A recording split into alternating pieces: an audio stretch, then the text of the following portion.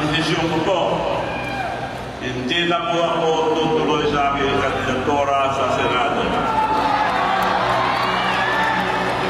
Hindi po biro ang kampanya, lalo na ang trabaho ng isang senador kung talaga magtatrabaho.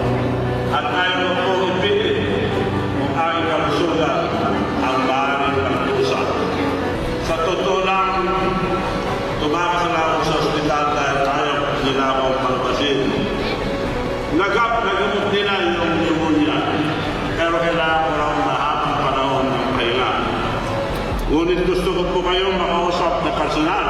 Gusto ko pong makapaglingkod sa inyo ng buong puso at buong lakas.